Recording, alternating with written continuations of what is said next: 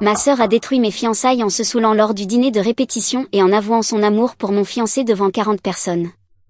Mais maintenant, mon fiancé remet en question toute notre relation. Ma sœur Eliana, 27 ans, devait faire son discours de demoiselle d'honneur lors de notre dîner de répétition le week-end dernier. Au lieu de cela, elle s'est complètement enivrée et a avoué à toute notre famille qu'elle était amoureuse de mon fiancé David, 29 ans, depuis le jour où elle l'avait rencontré, il y a 4 ans. J'ai 25 ans et je suis avec David depuis 3 ans et demi. Nous nous sommes fiancés il y a 8 mois. Eliana a été ma meilleure amie toute ma vie. Nous partagions tout en grandissant. Quand nos parents ont divorcé, j'avais 12 ans et elle 14. En gros, nous nous sommes élevés l'une l'autre pendant que maman travaillait toute la journée. Eliana m'a aidé à traverser le lycée, les demandes d'inscription à l'université, mon premier chagrin d'amour, tout. David pensait qu'elle me connaissait mieux que personne. David et moi nous sommes rencontrés grâce à Lila, la colocataire d'Eliana à l'université. Eliana était en dernière année à l'université d'État, elle étudiait le journalisme. J'étais en 2e année dans un community college à proximité, en train de me préparer à être transférée dans une université de 4 ans. Eliana vivait hors du campus avec Lila et 2 autres filles, dans une grande maison toujours pleine de monde. Je rendais visite à Eliana là-bas probablement 2 fois par mois. Un week-end d'octobre, Eliana m'a invitée à une fête d'Halloween chez elle. Elle me parlait de ce gars, David, depuis des semaines. C'était l'ami de Lila, qu'elle connaissait grâce à leur stage au journal local. Eliana ne cessait de mentionner à quel point il était drôle, à quel point il apportait toujours de bons snacks à leur séance d'études, et comment il aidait Lila à réparer son ordinateur. Elle n'a jamais dit qu'il lui plaisait, mais la façon dont elle parlait de lui était différente. Elle souriait quand elle prononçait son nom. Le soir de la fête, Eliana a passé 2 heures à se préparer. Elle portait une robe noire que je n'avais jamais vue auparavant et s'était maquillée différemment. Quand je lui ai demandé si elle essayait d'impressionner quelqu'un, elle a ri et a dit qu'elle voulait juste être belle pour la fête. David est arrivé vers 21h. Il était grand, avait les cheveux foncés et portait des lunettes. Il était déguisé en zombie avec un costume qui semblait avoir été bricolé en 5 minutes. Ensuite, Eliana nous a présentés et nous avons parlé environ 10 minutes de l'université et du travail. C'était facile de lui parler. Il faisait des blagues qui me faisaient vraiment rire. Ensuite, Lila l'a emmené pour le présenter à d'autres personnes. J'ai passé la majeure partie de la fête à discuter avec les autres amis d'Eliana. Eliana avait l'air distraite toute la soirée. Elle ne cessait de regarder autour de la pièce, et j'ai remarqué qu'elle observait beaucoup David quand il parlait avec d'autres filles. Elle trouvait des excuses pour passer près de ces conversations. Vers minuit, David m'a trouvé dans la cuisine en train de boire de l'eau.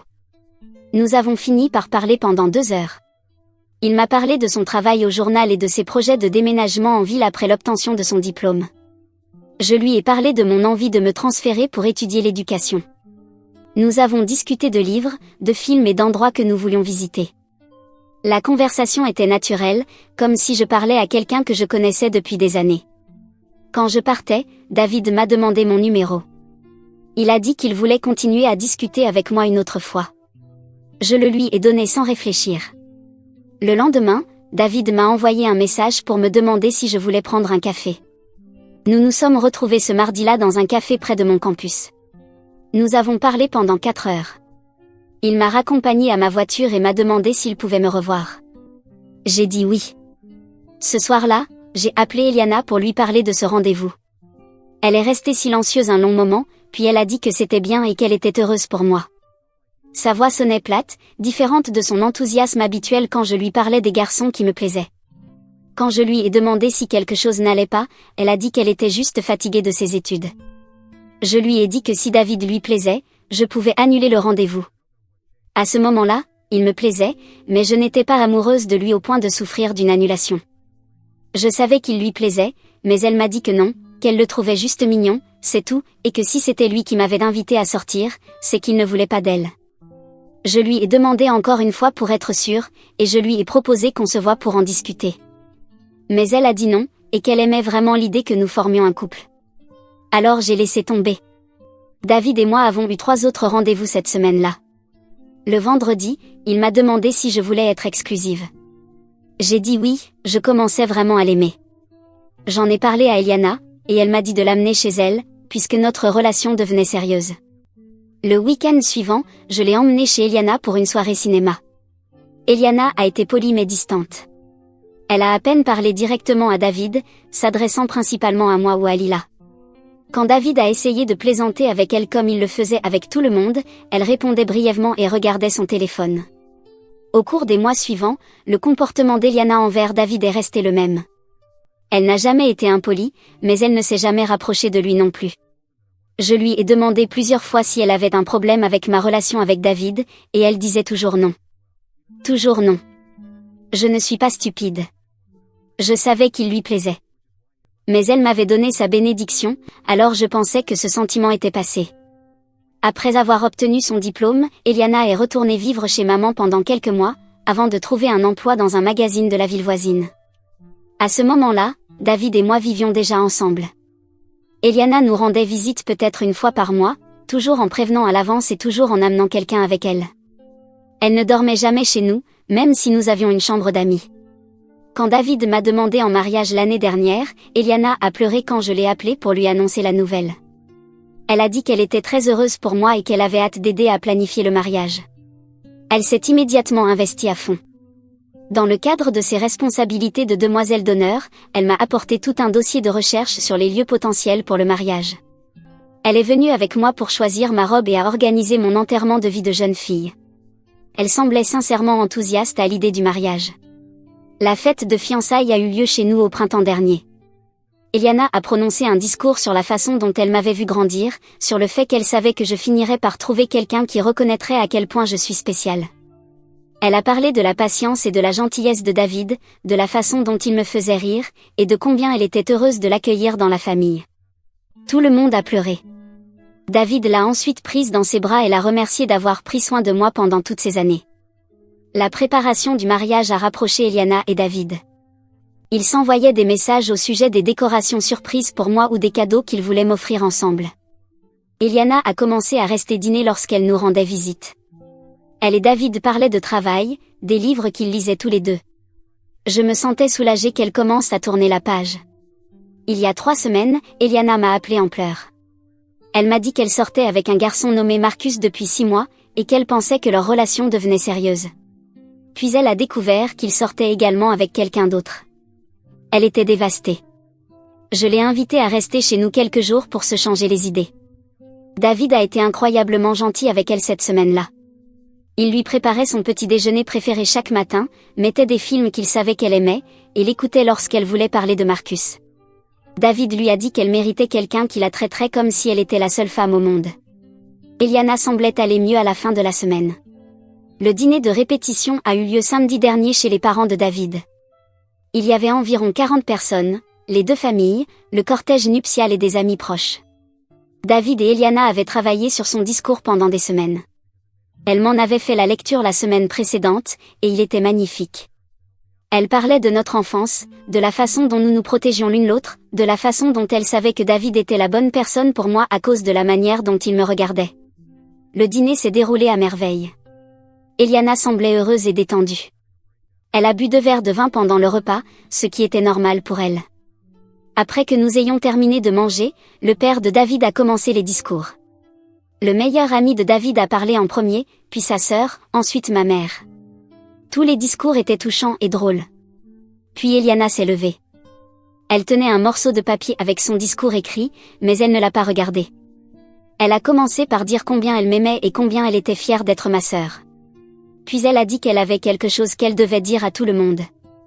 Elle a expliqué qu'elle gardait un secret depuis des années et qu'elle ne pouvait plus le garder pour elle. Elle a regardé directement David et a dit qu'elle était tombée amoureuse de lui dès la première fois qu'elle l'avait rencontré. Elle a dit qu'elle avait prévu de l'inviter à sortir à la fête d'Halloween, mais qu'il avait ensuite commencé à me parler. Elle a dit qu'elle nous avait vus tomber amoureux et qu'elle n'avait jamais rien dit parce qu'elle ne voulait pas me blesser. Elle a dit, chaque jour depuis 3 ans et demi a été une torture, de voir l'homme que j'aime avec ma sœur. Le visage de David est devenu rouge de honte. Eliana a continué à parler. Elle a dit qu'elle avait essayé de sortir avec d'autres hommes pour oublier David, mais qu'aucun ne se comparait à lui. Elle a dit qu'elle s'était portée volontaire pour être ma demoiselle d'honneur parce qu'elle voulait être proche de lui, même si cela lui faisait mal. Mais elle a dit qu'elle ne pouvait pas rester là, devant l'autel, à me regarder l'épouser sans dire la vérité. Puis Eliana a dit qu'elle était désolée, et elle s'est enfuie de la maison. La moitié des invités du dîner l'ont suivie à l'extérieur. L'autre moitié est restée à nous regarder, David et moi. La mère de David a commencé à pleurer. Ma mère avait l'air de vouloir disparaître. David et moi sommes partis immédiatement. Nous avons conduit jusqu'à la maison dans un silence total. Quand nous sommes arrivés chez nous, David est allé directement dans la chambre d'amis et a fermé la porte. Je suis restée dans le salon jusqu'à 3 heures du matin, à fixer le mur. Je n'ai pas parlé à Eliana depuis samedi soir. Elle m'a appelé 15 fois et m'a envoyé des dizaines de messages d'excuses. Elle dit qu'elle était ivre et qu'elle ne voulait pas dire tout cela devant tout le monde. Elle dit qu'elle voulait seulement me le dire en privé avant le mariage pour pouvoir renoncer à son rôle de demoiselle d'honneur. Elle affirme qu'elle n'a jamais essayé d'interférer dans notre relation et qu'elle ne le ferait jamais. Pour moi, son excuse de l'alcool ne tient pas debout, car elle n'a bu que 2 verres. Aujourd'hui, David m'a à peine parlé depuis samedi. Il part travailler, rentre à la maison, dîne en silence, se couche tôt. Quand j'essaie d'aborder ce qui s'est passé, il dit qu'il a besoin de temps pour réfléchir. Hier, il m'a demandé si je savais pour les sentiments d'Eliana. Je lui ai dit exactement ce que je viens de vous raconter ici. Il a hoché la tête et s'est remis à lire son livre. Ma mère m'a appelé hier.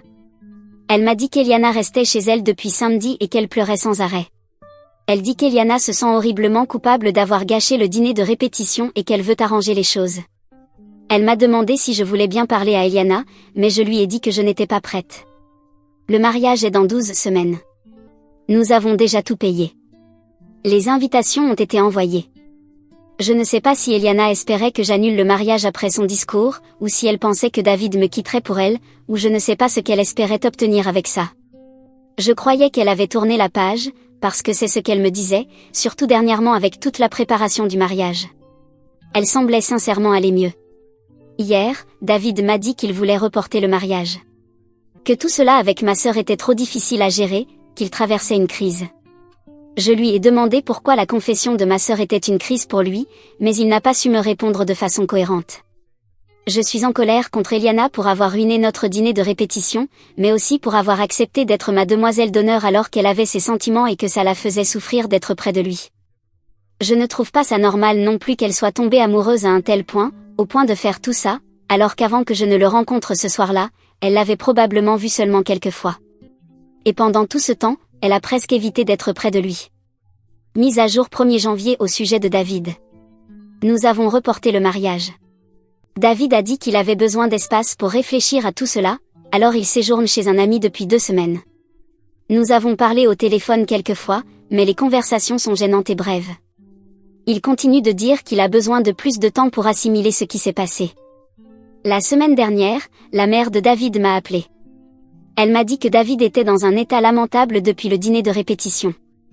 Il ne dort presque pas, mange à peine, et a appelé son travail pour dire qu'il était malade. Elle m'a dit qu'il m'aimait, mais qu'il ne savait pas comment gérer la situation. Elle m'a demandé si je pensais que la confession d'Eliana était sincère ou si elle était simplement ivre et avait dit des choses qu'elle ne voulait pas dire. Je lui ai répondu que je croyais qu'Eliana disait la vérité à propos de ses sentiments ou de ce qu'elle pensait être ses sentiments mais que je ne comprenais pas pourquoi David faisait une telle crise, car la confession de ma sœur ne devrait rien changer. La mère de David m'a dit qu'elle était inquiète que David utilise cela comme excuse pour fuir l'engagement, ce que je pense aussi. Elle m'a dit qu'il avait fait quelque chose de similaire avec son ex-petite amie, 2 ans avant que nous nous rencontrions, trouver une raison de rompre lorsqu'ils ont commencé à parler de vivre ensemble. Cela m'a surprise, parce que David m'avait dit que sa relation précédente s'était terminée parce qu'il voulait des choses différentes. Il n'avait jamais mentionné de problème d'engagement. Quand je lui ai demandé plus de détails, elle m'a dit que je devais en parler directement avec David à propos de ses relations passées. Ce soir-là, j'ai appelé David et je lui ai demandé qu'on se voie pour parler. Il a accepté, mais a précisé qu'il ne pouvait parler qu'1 heure parce qu'il avait des plans avec son ami. Quand je lui ai demandé comment il allait, il m'a dit qu'il ne dormait pas bien. Il s'est excusé à plusieurs reprises pour la façon dont il gérait les choses, mais a dit qu'il ne savait pas quoi faire d'autre. Je lui ai parlé de ce que sa mère m'avait dit à propos de son ex. David est devenu sur la défensive, disant que sa mère ne comprenait pas la situation. Quand j'ai insisté pour avoir des détails, il a admis qu'il avait mis fin à sa dernière relation quand sa copine avait commencé à parler de mariage. Il a dit qu'il avait paniqué et s'était convaincu qu'ils n'étaient pas compatibles. Il a dit que la situation avec Eliana lui avait fait réaliser qu'il était peut-être en train de faire la même chose avec moi. Il a dit qu'il cherchait peut-être une excuse pour fuir quand les choses devenaient sérieuses. Je lui ai demandé directement s'il avait déjà été attiré par Eliana. Il a dit que non, qu'il l'avait toujours vue comme ma sœur. Mais ensuite, il a dit qu'il se demandait si Eliana n'aurait pas été une meilleure partenaire pour lui, parce qu'elle était plus extravertie et plus sûre d'elle que moi. Je lui ai dit que si David pensait qu'Eliana serait une meilleure petite amie, alors il devait aller le découvrir.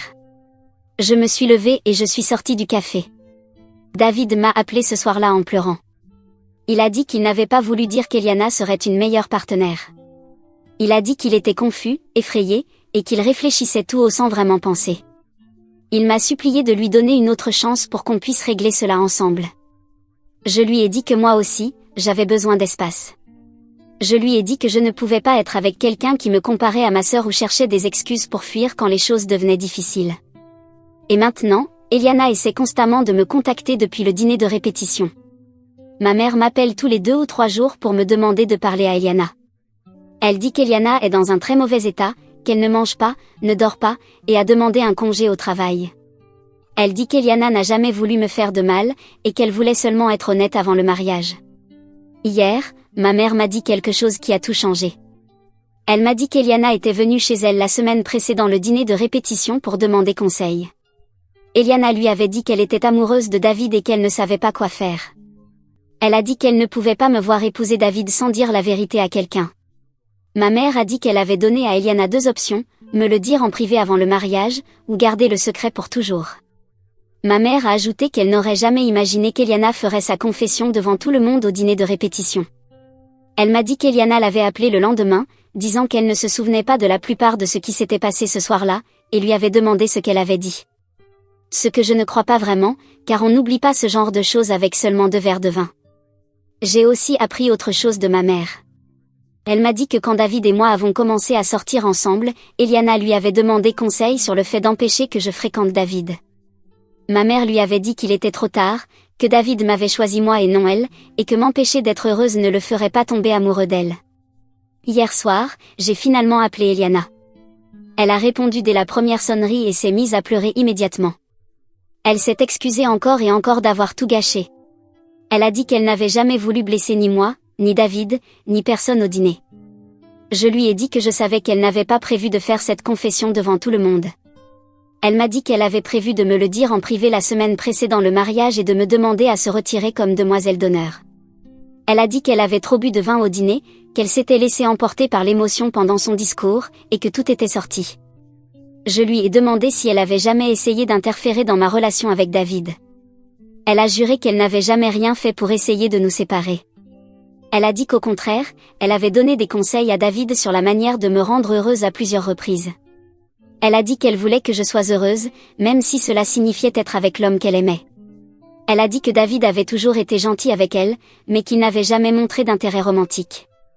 Elle a dit qu'il lui demandait souvent ce que j'aimais, ce qui me stressait, comment me réconforter quand j'étais triste. Elle a dit que c'était évident qu'il était totalement concentré sur moi.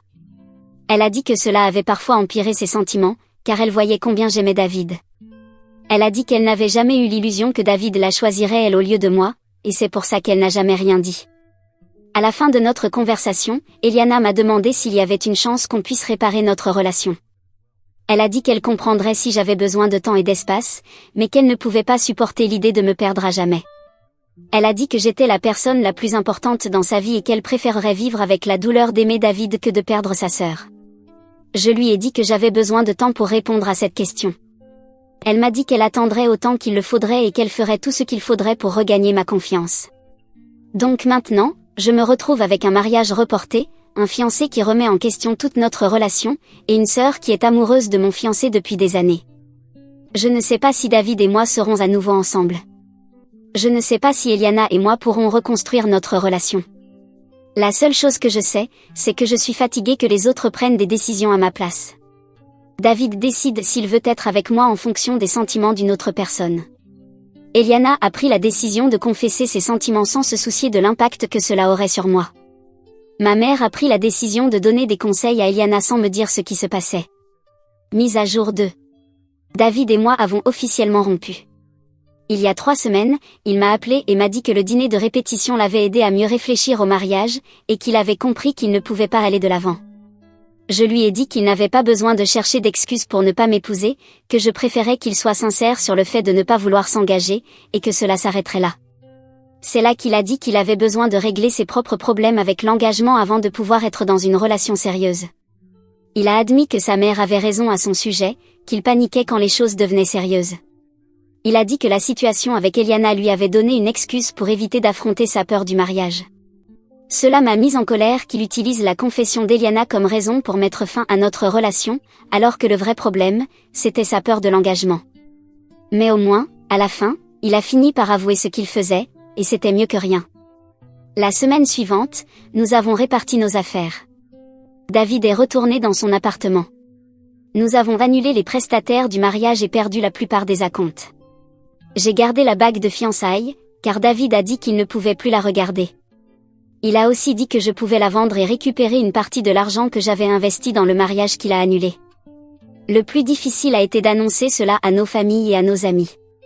La mère de David m'a appelé en pleurant et m'a demandé pardon pour le comportement de son fils. Elle a dit qu'elle savait que David m'aimait, mais qu'il avait trop peur pour se battre pour notre relation. Ma relation avec Eliana s'améliore lentement. Nous nous retrouvons pour déjeuner une fois par semaine depuis 1 mois. Eliana voit une conseillère pour travailler sur ses sentiments envers David et sur la culpabilité qu'elle ressent par rapport à ce qui s'est passé lors du dîner de répétition. La semaine dernière, Eliana m'a dit quelque chose qui m'a fait voir David autrement. 2 mois avant le dîner de répétition, David lui avait demandé ma taille de bague, car il pensait améliorer ma bague de fiançailles pour notre anniversaire. Eliana a dit que David semblait enthousiaste à l'idée de me surprendre, et qu'il parlait de combien il avait hâte de voir ma réaction. Eliana a aussi dit que David lui avait demandé ce que je pensais du fait d'avoir des enfants peu après le mariage. Eliana lui a dit que je voulais attendre quelques années pour me concentrer d'abord sur ma carrière. David a répondu que c'était parfait, qu'il voulait juste s'assurer que nous étions sur la même longueur d'onde concernant le timing. Eliana a dit que, sur la base de ces conversations, elle croyait vraiment que David était enthousiaste à l'idée de m'épouser et de commencer une vie avec moi. Mais bon, ce n'est finalement pas ce qu'il voulait, après tout. Mais ensuite, quelque chose s'est produit qui a rendu la situation encore plus compliquée. Mardi dernier, je déjeunais avec mon amie Lila, l'ancienne colocataire d'Eliana, celle qui m'a présenté David. Lila était au dîner de répétition et a été témoin de la confession d'Eliana. Elle m'a dit qu'elle avait des informations sur cette nuit-là que je devais connaître. Elle m'a dit qu'après qu'Eliana se soit enfuie de la maison, elle l'avait suivie dehors pour s'assurer qu'elle allait bien. Elle a trouvé Eliana dans le jardin, en train de pleurer, mais elle ne semblait pas ivre. Elle lui a demandé pourquoi elle avait fait ce qu'elle avait fait quelques instants plus tôt, et Eliana a dit qu'elle ne pouvait simplement plus le supporter, qu'elle avait besoin de le dire. Lila lui a dit qu'elle aurait pu le dire en privé, mais ma sœur semblait satisfaite de la façon dont les choses s'étaient passées. Mais les surprises ne se sont pas arrêtées là. David est apparu chez moi sans prévenir. Il a dit qu'il avait réfléchi à tout, et qu'il s'était rendu compte qu'il avait fait une erreur en rompant avec moi. David a dit qu'il avait commencé à parler avec un conseiller au sujet de ses problèmes d'engagement, et qu'il avait compris qu'il avait utilisé la confession d'Eliana comme une excuse pour fuir la meilleure relation qu'il ait jamais eue. Il a dit qu'il savait que notre amour était réel et qu'il regrettait de l'avoir remis en question. Il m'a demandé si on pouvait réessayer. Il a dit qu'il voulait travailler sur ses problèmes d'engagement et apprendre à se battre pour notre relation, au lieu de fuir quand les choses deviennent difficiles. David a dit que je lui manquais tous les jours, et qu'il s'était rendu compte qu'il ne voulait pas vivre sans moi. Je lui ai dit que je trouvais bien qu'il cherche de l'aide professionnelle, mais que je ne pouvais pas lui faire confiance au point qu'il puisse trouver, à tout moment, n'importe quelle excuse pour me quitter à nouveau. Je ne pense pas que ce soit extrême de prendre cette décision. Je considère que David ne m'a pas trompé avec ma sœur ni fait quelque chose d'aussi grave, mais utiliser ce qui s'est passé au dîner de répétition comme prétexte pour s'éloigner, puis tout annuler, c'est déjà largement suffisant pour que je ne me marie pas avec cet homme. C'est du moins ce que je pense. Mise à jour 3. Je sais que certaines personnes pensent que j'ai eu tort de ne pas reprendre David, mais même après y avoir réfléchi pendant une semaine, je maintiens que je ne peux pas lui faire confiance pour ne pas fuir à nouveau la prochaine fois que nous serons confrontés à une épreuve. Que se passera-t-il si nous avons un enfant? Va-t-il me laisser seule et partir parce que c'est trop d'engagement? Si un jour la facture d'électricité double, va-t-il avoir une crise existentielle et fuir aussi? Rien de ce qu'a fait ma sœur ne devrait l'avoir affecté, car il a vu les mêmes signes que moi. Et bien que certains hommes puissent être aveugles à cela, David a montré de l'intérêt pour moi. J'aurais eu plus de respect pour lui s'il m'avait simplement dit qu'il était nerveux à propos du mariage et que nous devrions en parler. Pas utiliser ce que ma sœur a fait comme excuse pour partir, puis revenir des semaines plus tard pour tout annuler.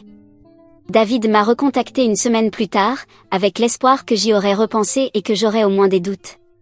Mais quand je lui ai dit que j'étais toujours aussi décidée, il s'est énervé. David a dit que j'étais injuste et que je ne lui donnais pas la chance de prouver qu'il avait changé. Il a dit qu'il allait en thérapie et qu'il travaillait sur ses problèmes. Je lui ai dit que c'était très bien, mais que quelques semaines de thérapie ne le changeraient pas radicalement. David a dit que je regretterais cette décision et que je jetais quelque chose de précieux par fierté. Ce commentaire a confirmé que je prenais la bonne décision. Le David dont je suis tombée amoureuse à l'origine aurait respecté ma décision et m'aurait souhaité le meilleur. Il ne m'aurait pas fait culpabiliser. Je n'ai plus eu de nouvelles de David depuis cette conversation il y a 3 semaines. Ma relation avec Eliana ne s'est pas améliorée du tout. Je crois même qu'elle s'est détériorée. Après ma conversation avec Lila et toute cette histoire où elle a menti sur le fait d'être ivre même si je le savais déjà et le fait qu'elle ait trouvé acceptable de faire ce qu'elle a fait en public au lieu de me le dire en privé, je pense que c'est très révélateur. Quant à moi, je vais bien. J'ai déménagé dans un appartement plus petit, car je vis seule maintenant et je n'ai pas besoin de plus. J'essaie simplement d'avancer dans ma vie et de laisser tout cela derrière moi. Mise à jour 4. Parfois, je me dis que ma vie a tellement changé en 6 mois, que tout cela me semble fou. Mais en même temps, beaucoup de gens peuvent devenir fous sur cette même période. Laissez-moi vous expliquer ce que je veux dire. En 6 mois, j'ai travaillé très dur. J'arrivais tôt au travail, je restais tard. Au début, je le faisais parce que je n'avais pas grand-chose à faire une fois rentrée chez moi. Parfois, je sortais avec quelques amis, mais je n'allais pas sortir tous les soirs. J'ai donc préféré travailler davantage. Et après environ 2 mois, une opportunité de promotion s'est présentée. Et comme je travaillais déjà plus que nécessaire, j'ai simplement saisi l'occasion et je l'ai eue. On m'a confirmé la semaine dernière qu'elle serait effective le mois prochain. Et en plus de l'argent supplémentaire, ce qui n'est jamais une mauvaise chose, il y a d'autres responsabilités et défis, ce que je trouve stimulant et intéressant. Bon, en vérité, l'augmentation salariale n'est que de 10%, alors j'essaie d'en voir le côté positif dans les responsabilités accrues. Maintenant, la personne qui est devenue folle, c'est ma sœur. Pas folle du genre enfermée avec une camisole de force dans une pièce capitonnée, mais quand même folle, pratiquement. 1 mois après ma dernière mise à jour, elle et David ont commencé à sortir ensemble. Peut-être que je me suis plongée dans le travail comme mécanisme de défense, je ne vais pas le nier. Mais après 1 mois, cela ne m'affectait plus autant que je le pensais. J'avais trouvé un certain rythme dans mon travail, alors j'ai continué. Mais pour revenir à eux. Ils sont sortis ensemble, et c'est devenu officiel environ 2 semaines plus tard. Ils se sont mis en couple. Pendant ce temps, c'est Lila qui me racontait certains détails. Cela a duré environ 3 mois au total, jusqu'à ce que ma sœur commence à parler de mariage, d'enfants, d'acheter une maison, d'adopter un chien et une tortue, et même de l'endroit où ils allaient passer Noël. Lila lui a conseillé d'y aller moins vite, surtout avec quelqu'un comme David, même si ce conseil est valable pour tout mammifère vivant. C'est ce qui a poussé David à rompre la relation, et ma sœur est devenue encore plus folle. Elle a commencé à le harceler, à lui dire qu'elle l'attendrait, qu'il pouvait aller plus lentement s'il le voulait. Et avant que j'oublie, quand ils ont commencé à sortir ensemble, elle est venue me voir même si nous ne nous parlions plus après tout ce qui s'est passé pour me demander si ça me dérangeait qu'elle sorte avec David. Mais ce n'était pas une vraie question. C'était plus pour me le jeter au visage, parce qu'elle disait que David l'avait choisi elle et que je devais accepter ça, parce que c'était son choix. Je lui ai dit que ça ne me dérangeait pas, mais que je préférais rester éloignée d'elle. Elle est simplement partie en riant. Bien sûr que ça me dérangeait. Personne sur cette terre ne trouverait normal que sa sœur sorte avec son ex-fiancé quelques semaines après la rupture des fiançailles. Mais ce n'est pas non plus comme si j'étais en train de pleurer par terre dans mon appartement. Quoi qu'il en soit, ils ont rompu, et David a dû déposer une ordonnance de restriction contre elle. Elle en était arrivée à lui laisser des lettres d'amour sur sa voiture. Et comme elle ne recevait pas de réponse, elle a décidé d'écrire les lettres directement sur la peinture de la voiture. Il ne l'a pas poursuivi en justice, il s'est juste contenté d'une ordonnance de restriction. C'est pourquoi je dis qu'Eliana est folle, mais pas encore totalement folle. Ma mère m'a dit qu'elle lui avait trouvé de l'aide, et cela semble fonctionner. Mais on ne sait jamais. Si vous n'avez plus de nouvelles de moi, il y a deux possibilités, soit ma sœur va mieux et il n'y a plus rien à raconter, soit ma sœur m'a tué et m'a offerte en sacrifice d'amour à David. Mais ne commencez pas encore à faire des théories. Avec les fêtes de fin d'année et le début de 2022, il est possible que je sois absente un moment. Après tout ce travail, j'ai besoin de vacances ou au moins de m'éloigner de tout ça. Alors commencez à chercher les personnes disparues immédiatement. Ou peut-être que je vis juste ma vie avec mes 10% d'augmentation. Ce qui, en soi, est déjà une belle mise à jour.